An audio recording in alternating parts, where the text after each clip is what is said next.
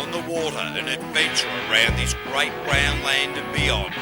We're going to have a look at vessels and watercraft, from manpower to wind power, and we'll even crank it up with horsepower.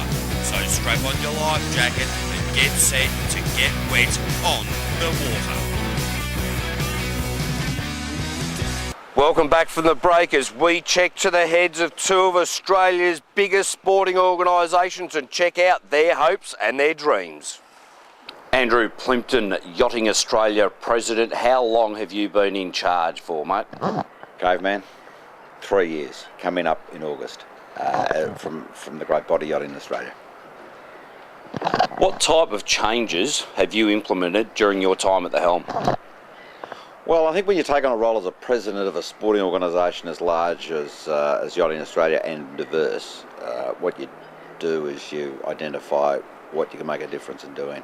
And the one area I've concentrated on is our high performance sailing, and that has been, I guess, the biggest effort we've put into with spectacularly good results. What we do is talent identification at a very early age, is give young people a pathway to elite sailing and to high performance sailing, and we do it well. What type of strategies does Yachting Australia have in place to get more people into yachting? Well, it's difficult for us, as I said, as a national body, but clearly we're there to help local yachting associations and yacht clubs. We do work with classes like the Optimists to try and bring more people into sailing. It's a task for our budget and for our spread is very difficult to do. We very much encourage and rely on yacht clubs to do that.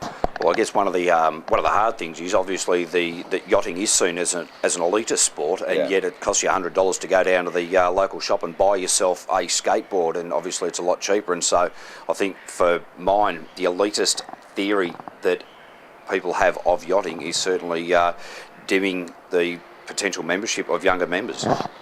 Yeah, I don't know, it's something we have to live with, this elitist sport. If I look out in here, you know what, the average cost of the boat would be no more than a caravan in the local caravan park. And yet I don't see new owners of JK caravans being called elitist, and yet the people that sit out here with their $20,000, $30,000 boats have been elitist. Very difficult to understand sometimes. You know what's important about this sport? It's about participation. You know what the problem is? I've just returned from the AOC, the Australian Olympic Committee Annual General Meeting. I'm hopeful, like so many other Australians are, that we will see by 2010 the Youth Olympics in Australia.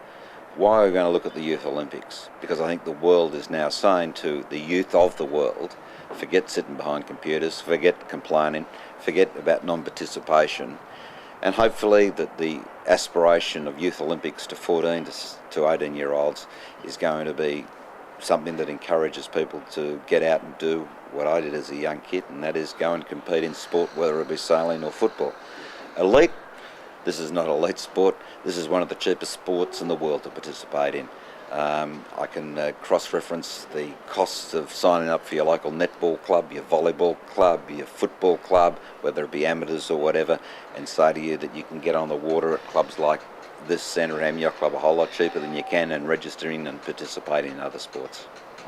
On the water covers many facets of boating and plenty of different kinds of activities. What would you most like to see on the show? Well, I like to see a smart boy like you take a 49er out in about 30 knots of breeze and try your luck from here to get it up to Port Melbourne, and the television crew covering you. Big sou'wester, 30 knots. So I'd like to thank you, the viewer, because without you, on the water just doesn't happen.